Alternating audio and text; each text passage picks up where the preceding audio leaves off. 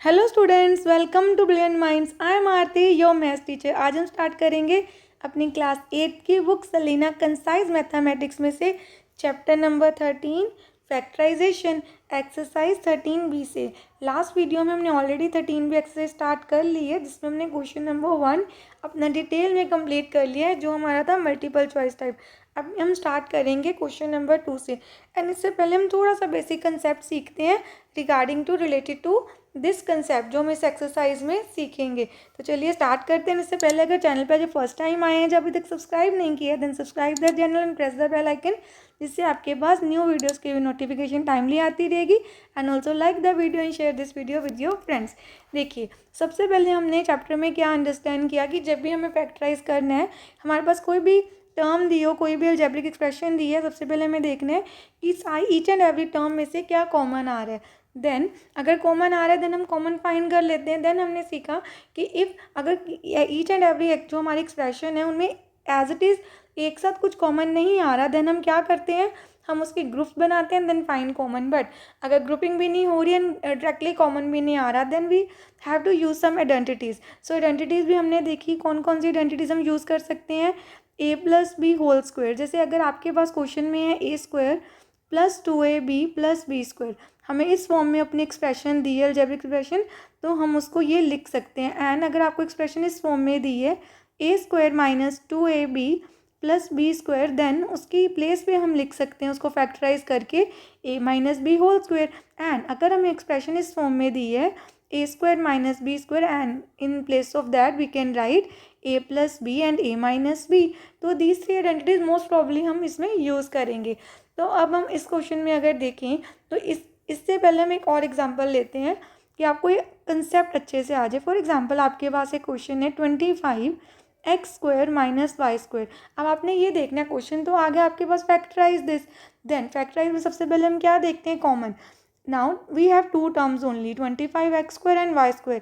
In these two terms nothing is common. It means तो हम एक सीधा डायरेक्टली कॉमन नहीं फाइंड कर सकते, देन ग्रुपिंग तो पॉसिबल ही नहीं है, टू ही टर्म्स हैं, तो उन्हीं टर्म में से कुछ कॉमन तो ऑलरेडी नहीं आ रहा। इट मीन्स हम आइडेंटिटी यूज़ करेंगे। तो आइडेंटिटी कौन सी यूज़ करेंगे, अगर हमें first and second identity use करनी है then we need three terms, 1 2 3। But in this question, in this example we have only two terms. It means हम ये आइडेंटिटी यूज़ करेंगे। बस आपको क्या देखना है, आपकी first term and second term दोनों किसी का स्क्वायर होने चाहिए। यहाँ पे वाई स्क्वायर तो है, एक्स स्क्वायर भी है, बट ये 25 का स्क्वायर नहीं है। तो आपने देखना है क्या 25 किसी नंबर का स्क्वायर है। Yes, 25 is square of 5। So we can write 5x whole square, because 25 की प्लेस पे हमने लिख दिया 5 स्क्वायर, एक्स स्क्वायर ऑलरेडी था तो हमने लिख लिया 5x का होल स्क्वायर, y का तो ऑलरेडी स्क्वायर है।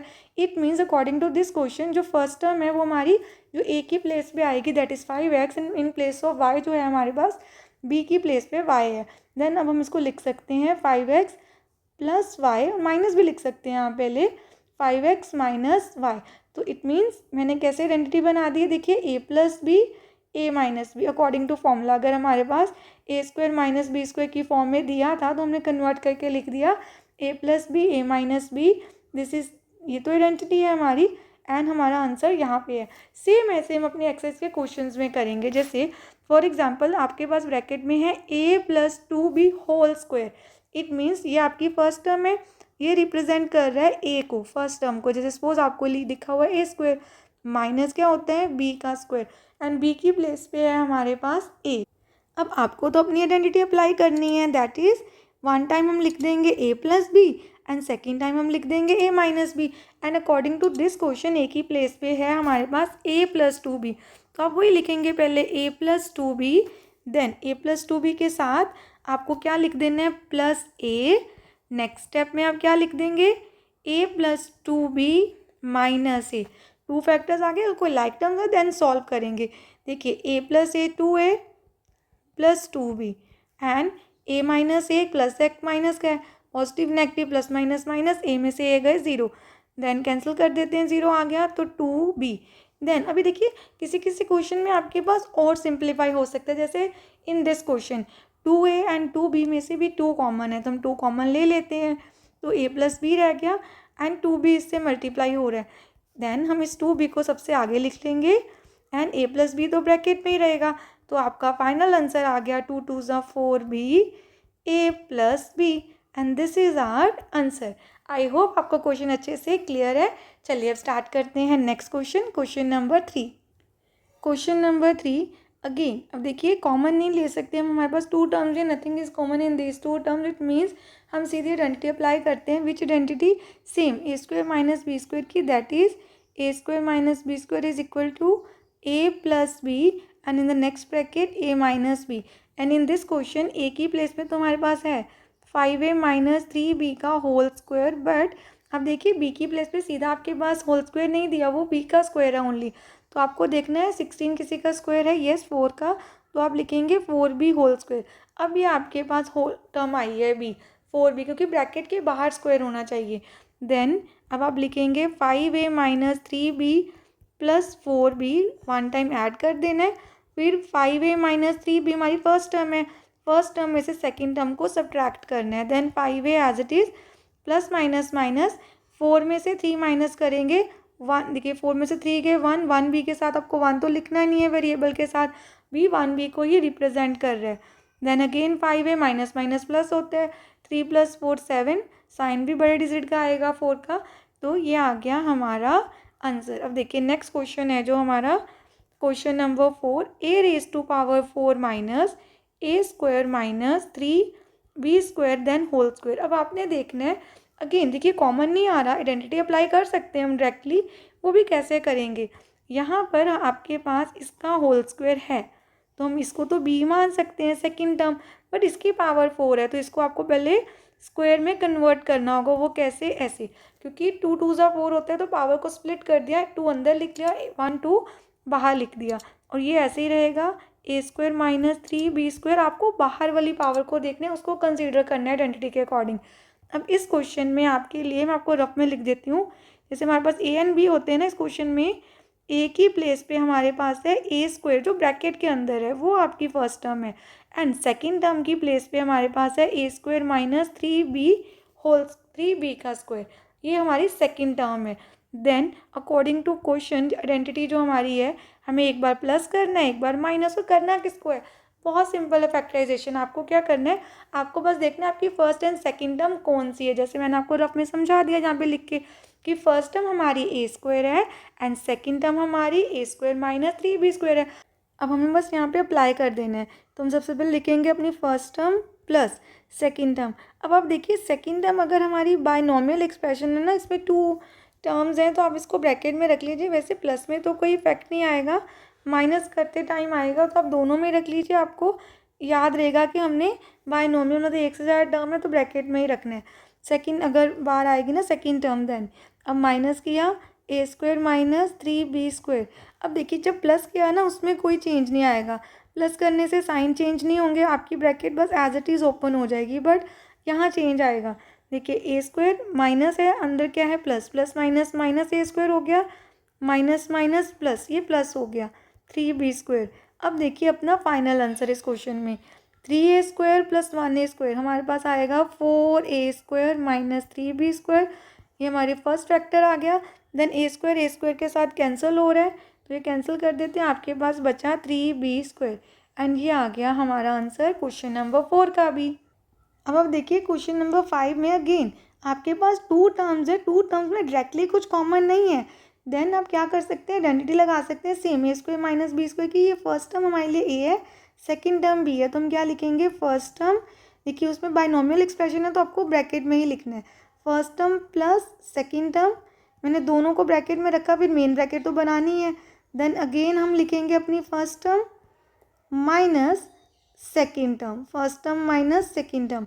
अब ओपन करते हैं जो हमारी स्मॉल ब्रैकेट्स हैं, तो यहाँ पे आया 5a minus 2b plus 2a minus B, again 5a minus 2b minus plus minus 2a minus minus यहाँ पे हो गया प्लस b।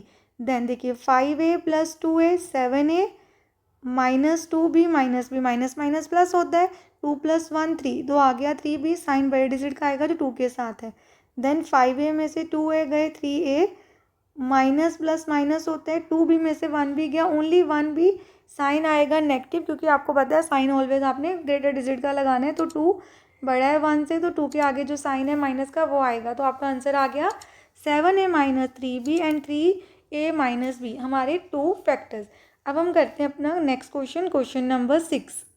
अब देखिए 6 क्वेश्चन में हमें क्या दिया है, 1 minus 25 a plus B square.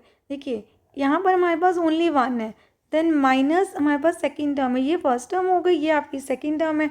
And first और सेकेंड टर्म में कुछ भी कॉमन नहीं है डायरेक्टली, तो हम क्या कर सकते हैं, आइडेंटिटी बनाने का ट्राई करेंगे। देखिए 1 को तो हम लिख सकते हैं 1 स्क्वायर, क्योंकि 1 स्क्वायर इन 1 1 सा 1 नहीं रहेगा, तो 1 को आप कभी भी स्क्वायर ऊपर उसके लिख सकते हैं। 25 किसका स्क्वायर है, 5 का, एंड a प्लस बी का तो ऑलरेडी स्क्वायर था, तो इनका आ गया कंबाइंड स्क्वायर। देखिए एक बार समझ लेते हैं कैसे, 25 a plus B whole square है, तो 25 को हम लिख सकते हैं 5 का स्क्वायर, a प्लस बी का होल स्क्वायर तो ऑलरेडी है, it means 5 and a plus B का ये जो स्क्वायर है हमने कॉमन ले लिया, तो ये कंबाइंड स्क्वायर आ गया।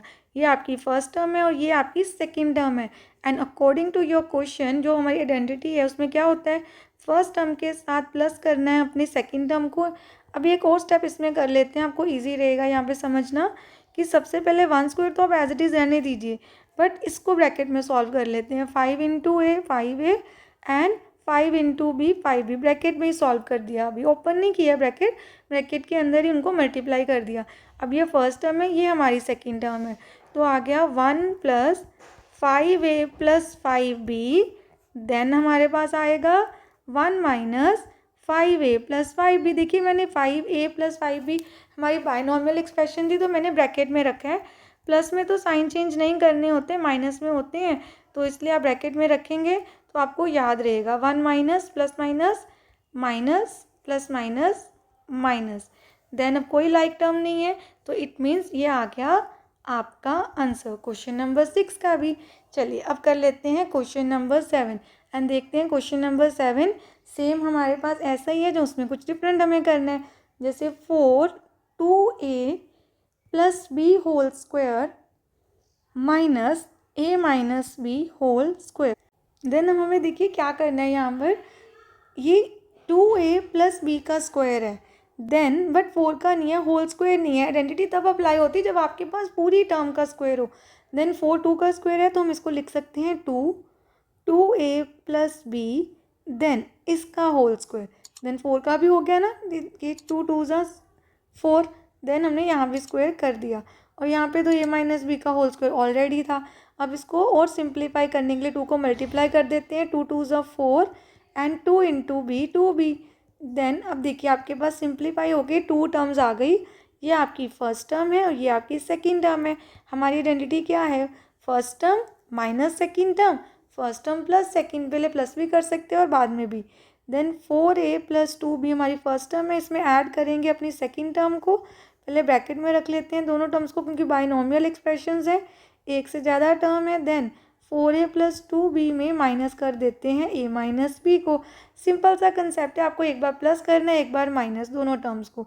4a plus 2b plus a minus B, then 4a plus 2b plus minus minus, again minus minus plus, then 4a plus a आपके पास आ गया 5a, 2b में से 1b गया, ओनली 1b, वो भी पॉजिटिव क्योंकि 2 बड़ा है। देन 4a में से 1a माइनस करेंगे 3a, 2b प्लस b आपके पास आ गया 3b।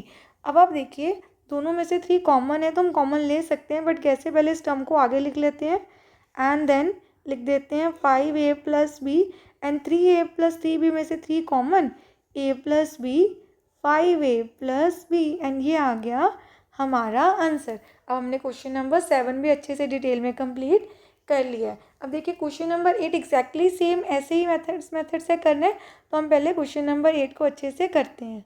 अब देखिए इस क्वेश्चन में हमें क्या करना है, अगेन 2 टर्म्स हैं, कॉमन नहीं आ रहा डायरेक्टली कुछ भी, तो आपको आइडेंटिटी अप्लाई करनी है। 25 को हम लिख सकते हैं 5 का स्क्वायर, 2x प्लस वाई का ऑलरेडी स्क्वायर था, तो हमारे पास आ गया होल स्क्वायर। ऐसे ही 16 को हम लिख सकते हैं 4 का स्क्वायर, x माइनस वाई का ऑलरेडी था, तो आपको कंबाइंड स्क्वायर लिख देना है। देन सिंप्लीफाई करने के लिए पहले इसको मल्टीप्लाई कर लेते हैं, 5 2 ज़ा 10, 10x, 5 y ज़ा 5y, इससे आपका क्वेश्चन और ईजी हो जाता है।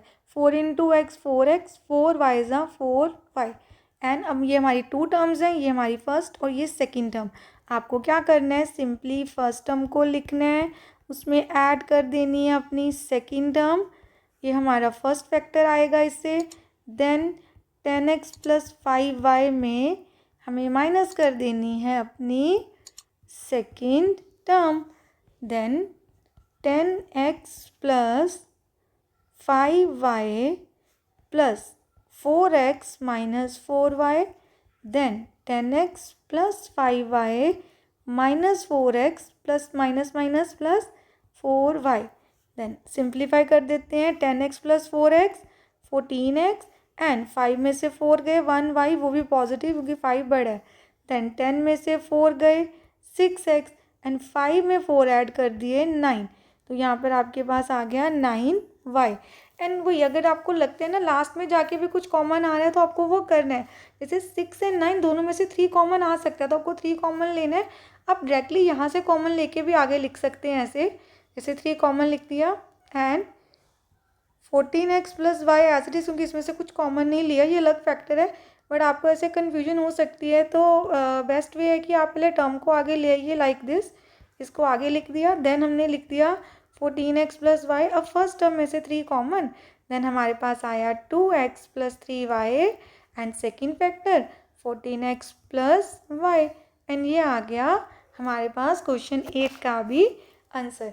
अब देखिए हमारे पास हम क्वेश्चन जो है अब 9 to 14 क्वेश्चंस करने हैं, ये क्वेश्चंस हम अपने सारे कवर कर लेंगे अपनी नेक्स्ट वीडियो में। आई होप आपको यहाँ तक अच्छे से क्लियर है। मिलते हैं नेक्स्ट वीडियो में, हम स्टार्ट करेंगे क्वेश्चन नंबर 9 से। तब तक आपको अच्छे से इस एक्सरसाइज की प्रैक्टिस करनी है। अगर आपको वीडियो अच्छी लगी तो please like share subscribe and press the bell icon, जिससे आपके पास न्यू वीडियोज़ की भी नोटिफिकेशन टाइमली आती रहे। Thank you for watching.